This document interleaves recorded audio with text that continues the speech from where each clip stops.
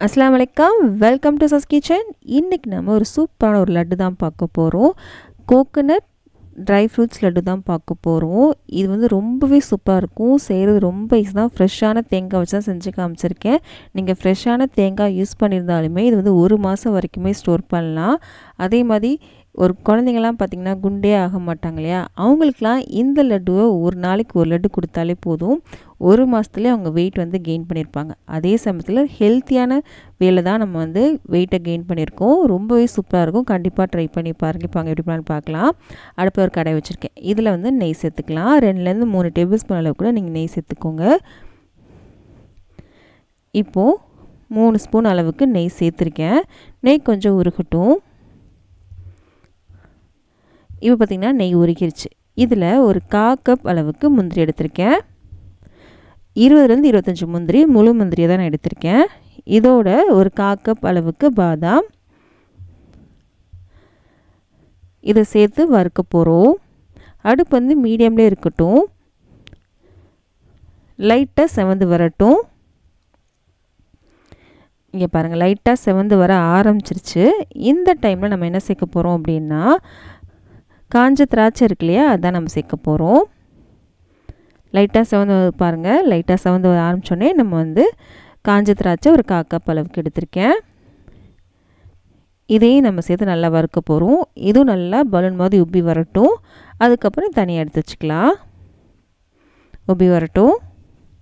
இங்கே பாருங்கள், நல்லாவே உப்பி வந்துடுச்சு. இந்த நட்ஸ் எல்லாத்தையுமே தனியாக ஒரு பிளேட்டுக்கு மாற்றி வச்சுக்கலாம். நம்ம டேஸ்ட்டாகவும் இருக்குங்க. இந்த லட்டு செம்ம சூப்பராக இருக்கும்.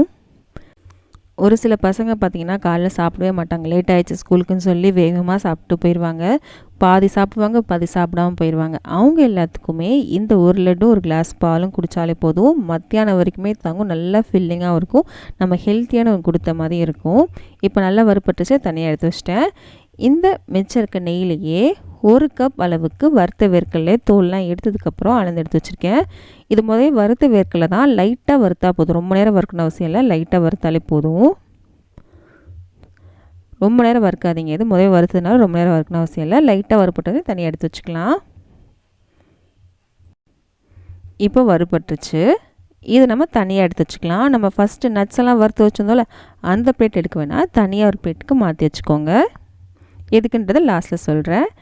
இப்போது மிச்சம் இருக்க நெய்யில் ஒரு 2 டேபிள் ஸ்பூன் அளவுக்கு வெள்ளை எள்ளு எடுத்திருக்கேன். இந்த நெய்யிலே சேர்த்து நல்லா வறுத்துக்கலாம். நான் ஃபஸ்ட்டு சேர்த்தோலையா நெய், அந்த நெய்யில் தான் எல்லாமே நான் சேர்த்துருக்கேன். இப்போ லைட்டாக வறுப்பட்டுச்சு. வெடிக்கலாம் ஆரம்பிக்கல, லைட்டாக தான் வறுப்பட்டுருக்கு. இந்த டைமில் அடுப்பை செம் பண்ணிக்கோங்க. இப்போ நம்ம தேங்காய் சேர்க்க போகிறோம்.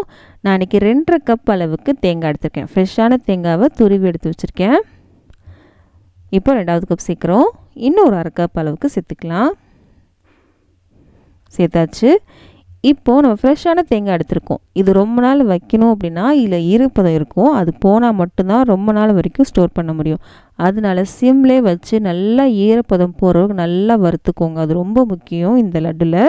நீங்கள் நல்லா வறுக்கல அப்படின்னா சீக்கிரமாகவே இந்த லட்டு வந்து கெட்டு போயிடும். அதனால் நீங்கள் நல்லா வறுக்கணும். ஈரப்பதம் போகிறதுக்கு நல்லா வறுத்துக்கோங்க. இங்கே பாருங்க, நான் சிம்லே வச்சு நல்லா வறுத்துருக்கேன். ஈரப்பதம் நல்லாவே போயிடுச்சு. உங்களுக்கு பார்க்கும்போது தெரியும் நினைக்கிறேன். கலர் அவ்வளோவா சேஞ்ச் ஆகலை, ஆனால் ஈரப்பதம் நல்லாவே போயிடுச்சு. இந்த அளவுக்கு நல்லா வறுத்துக்கோங்க. செவந்துட வேண்டாம். செவந்தால் அது ஒரு டேஸ்ட் கொடுக்கும். ஆனால் இந்த மாதிரி வச்சிங்கன்னா ரொம்ப நாள் வரைக்கும் வரும். நிறைய லட்டும் கிடைச்ச மாதிரி இருக்கும். கலர் நல்லா சேஞ்ச் ஆகலை, ஆனால் நல்லா ஈரப்பதம் போயிடுச்சு.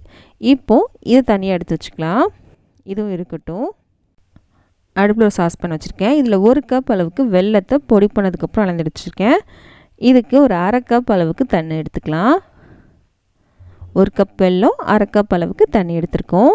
இந்த வெல்லம் கரைஞ்சி ஒரு 1/2 கம்பி பதம் நமக்கு வரணும். இப்போ நம்ம அடுப்பு ஆன் பண்ணிட்டோம்.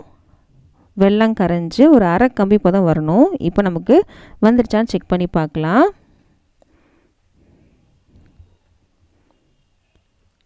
நமக்கு ரெடி ஆயிடுச்சு. இப்போ நம்ம செக் பண்ணி பார்க்கலாம். உங்களுக்கு காமிக்கிறேன்.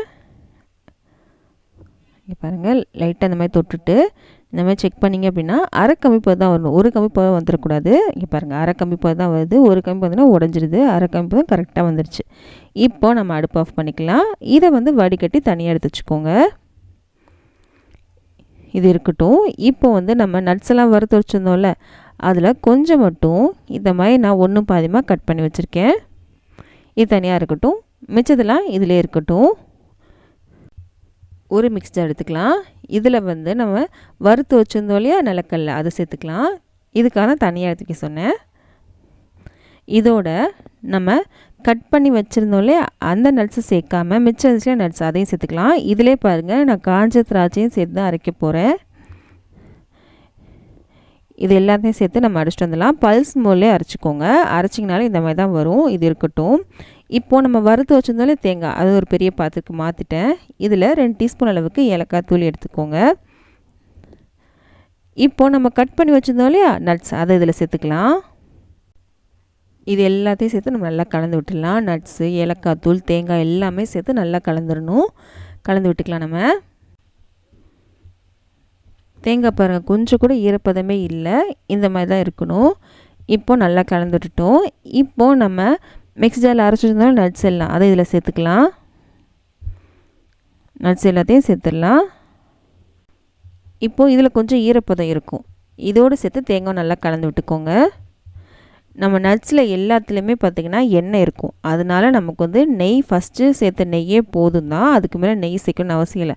இதுக்குமே நீங்கள் நெய் சேர்த்திங்கன்னா ரொம்ப திகட்ட ஆரம்பிச்சிடும். அதனால் நீங்கள் சேர்த்த நெய்யே போதும் உங்களுக்கு. இப்போ இதெல்லாம் சேர்த்து நல்லா கலந்து விட்டாச்சு. இப்போது நம்ம வந்து வெள்ளைப்பாகு செஞ்சு வச்சுருந்தோம்ல அதை வந்து நான் வடிகட்டி ஒரு கிளாஸில் வச்சுருக்கேன். அது இதில் சேர்த்துடலாம். கொஞ்சம் கொஞ்சமாக சேர்த்து நீங்கள் கலந்து விடுங்க.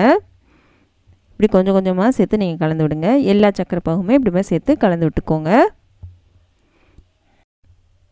இப்போ சக்கரை பாகுலாம் சேர்த்து நல்லா கலந்து விட்டதுக்கப்புறம் ஒரு 1/2 கப் அளவுக்கு பால் பவுடர் எடுத்திருக்கேன். இது டேஸ்ட்டுக்காக தான் எடுத்திருக்கேன். இது வேணும்னு நினச்சிங்கன்னா ஸ்கிப் பண்ணிக்கோங்க. ஆனால் சேர்த்திங்கன்னா டேஸ்ட் சூப்பராக இருக்கும். இதையும் சேர்த்து நல்லா கலந்து விட்டுக்கோங்க. எல்லாம் சேர்ந்து வரணும்.